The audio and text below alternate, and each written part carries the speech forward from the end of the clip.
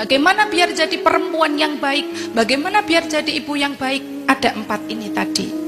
Ngandel itu apa? Percaya. Percaya bahwa anak itu selain kita yang menjaga, juga pasti dijaga oleh Gusti Allah. Senantiasa percaya bahwa anak itu juga dijaga oleh Gusti Allah. Jadi kita tidak overthinking.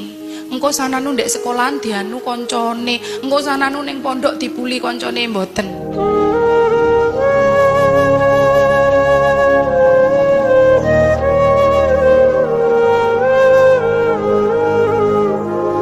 Kemudian Ki Hajar Dewantara juga mengajarkan kepada kita ada 4 hal. Ini juga bagus sebagai bekal. Ngaten nggih. Apa saja? Nomor 1 adalah ngandel, nomor 2 adalah kendel, nomor 3 adalah bandel, nomor 4 adalah kandel. Kandel ini lawannya tipis, ibu-ibu. Kandel itu loh nggih. Ngandel. Bagaimana biar jadi perempuan yang baik? Bagaimana biar jadi ibu yang baik? Ada 4 ini tadi. Ngandel itu apa?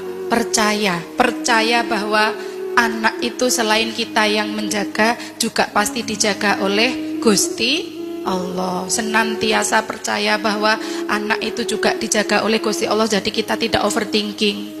Engko sananu ndek sekolahan dianu koncone, engko sananu ning pondok dibuli koncone, mboten. Engko sananu ning dalan kepiye? Kalau kita mengamalkan ajaran Ki Hajar Dewantara tadi, kita pasti ngandel atau percaya kepada Gusti Allah. Yang kedua adalah kendel.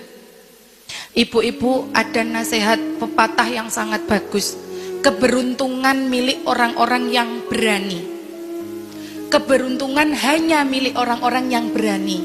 Kalau kita sebagai perempuan menyerah, wes aku wis dadi bojone uwong, wis dadi mantune uwong, wes aku nyerah, wes aku ape gak lapo-lapo tidak punya keberanian, ya kita tidak kemana-mana. Padahal jenengan kalau lihat orang beruntung di sekitar jenengan, dipenuhi keberlimpahan, kok sembarang barang mboten kurang, itu bukan karena dia pinter, tapi karena dia berani, karena keberuntungan milik orang yang berani. Contoh, saya ibu-ibu dulu mondok itu ya, selama 13 tahun itu selalu mendengar nasihat Imam Ghazali yang disampaikan oleh para kiai. Nasihatnya begini, nak, kalau kau bukan anak raja dan bukan anak ulama besar, maka menulislah. Nasihatnya seperti itu. Tapi tidak seorang pun menjelaskan maksudnya. Maksudnya nopo nggih? Kok bisa ada kalimat seperti itu? Rawuh. Nggih. Akhirnya sampai kemudian bertahun-tahun selama tinggal di pesantren itu, saya juga bingung ini kira-kira maksudnya apa ya.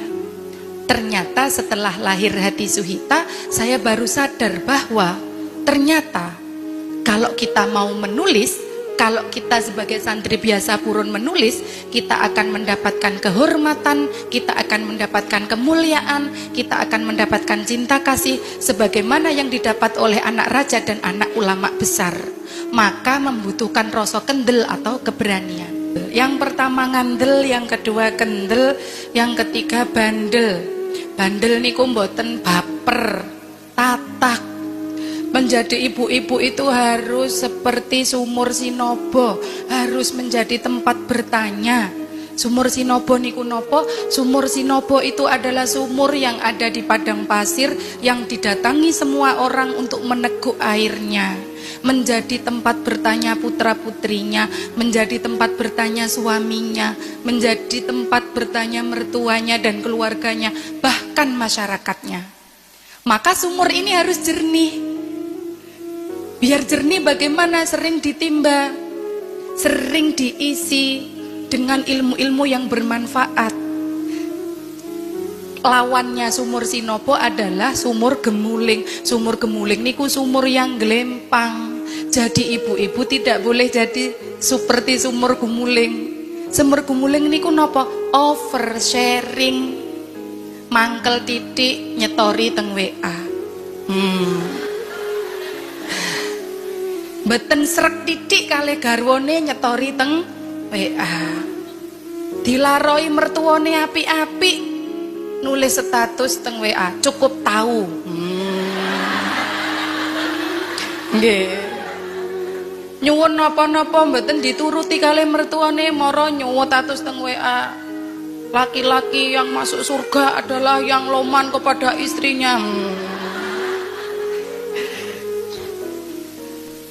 Nanti mboten cocok kalah ipare, posting fotone dulur-dulure kandung, memang cuma mereka yang mengerti. Itu namanya sumur gemuling ibu-ibu, sumur yang glempang. Nek glempang mboten kenging diambil aire kutah-kutah butek. Padahal menjadi ibu harus menjadi sumur sinobo yang disobo semua orang. Dek iki piye yo kok enek kejadian ngene, sekedap Mas kula pikire kadose saene ngoten. Karena kita pinter. Bu iki piye yo Bu, sekolahan kok ngene, Bu iki kok pondok ngene, menurut sampean piye? Ngeten bah niki saene. Itu yang saya bilang bahwa perempuan adalah sutradara. Adalah tokoh di belakang layar tapi punya peran yang sangat penting. Ngoten nggih. Jadi harus dari sumur sinobo, bukan sumur gemuling, oversharing. Kalau kita main media sosial, ayo diisi dengan hal yang baik-baik, ayo diisi dengan hal yang indah-indah, boten usah saling sindir menyindir. Nanti yang dimaksud satu, yang baper sa Indonesia. Padahal aku mau pegel mbak ibuku tok, tapi mertuaku yo melok baper. Lah wong nyalah-nyalah sampean pegel ditulis teng WA nggih. Nah, itu.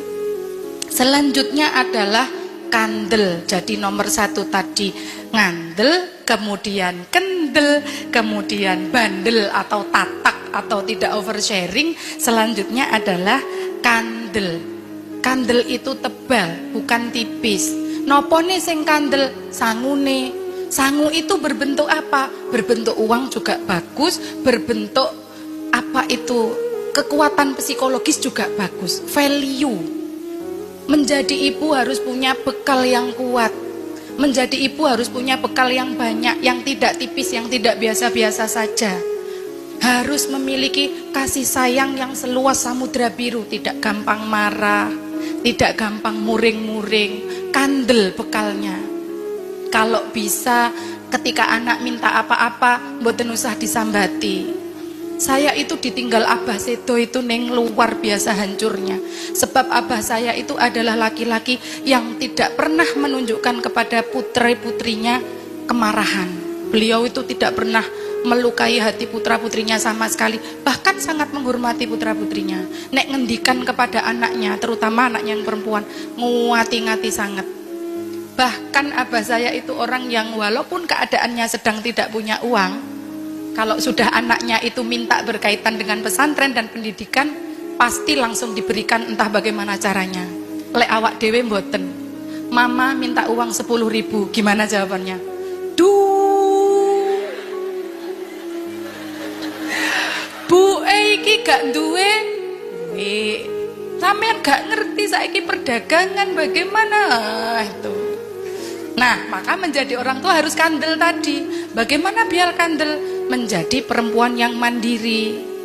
Saya itu pertama datang ke Kudus jadi mantunya orang Kudus itu seneng banget karena dengar istilah Gus Cigang, bagus ngaji dagang. Ngaji ya, ngajinya seorang penulisku nggih bikin novel, bikin film.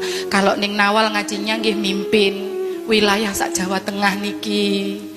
Kalau saya ngajinya adalah bikin novel. Ning Aida ngajinya sekolah lagi, momong santri. Ngajinya orang kan masing-masing nggih berbeda-beda. Jenengan lek jadi bu guru berarti ngajinya mengajar. Jenengan lek jadi ibu rumah tangga ngajinya nggih momong putra-putrinya di rumah. Tapi yang penting kata Mbah Sunan harus ngaji. Bagus ngaji, kemudian yang terakhir apa Bu? Dagang. Dagang biar apa? Biar mandiri, biar kandel. Biar kandel, biar artone kuatah, biar kalau putrane minta nopo-nopo mboten diketaki mawon. Ngoten nggih. Sampai kapan? Meskipun kita sudah tua tidak ada kata terlambat untuk mandiri. Ngoten nggih. Makanya di dalam peribahasa itu ada kalimat yang sangat bagus menurut saya.